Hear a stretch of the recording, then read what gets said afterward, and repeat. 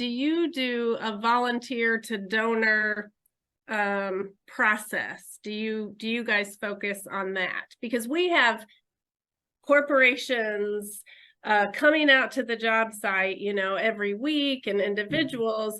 And so our hope is to bring them into sponsorship opportunities. Sure.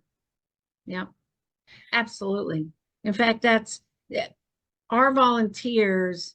A lot of times they start as volunteers so they can get to know the organization better, and then they become donors. We have several volunteers. Like when I say several, I mean like 400 or 500 volunteers that go to our 2 thrift stores that are engaged on a regular basis. And so what I didn't say was just recently in 2024 now, I've inherited the volunteer coordinators. So I'm in the process of hiring a director of volunteers because I want that person to be able to go out, meet with the corporations, recruit volunteers, work hand in hand with our campus relations person, go to the churches. And then we engage our volunteers on a pretty regular basis. We have a volunteer appreciation event that we do once a year.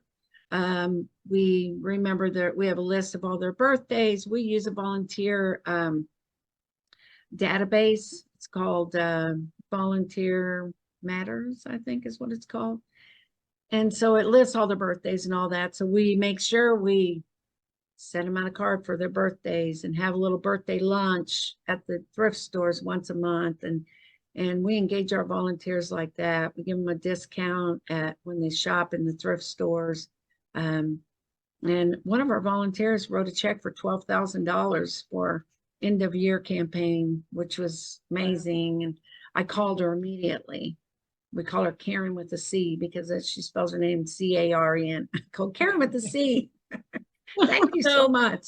So it sounds like you kind of have them or treat them like the donor cycle. So the cultivation and stewardship. Yes, very much so.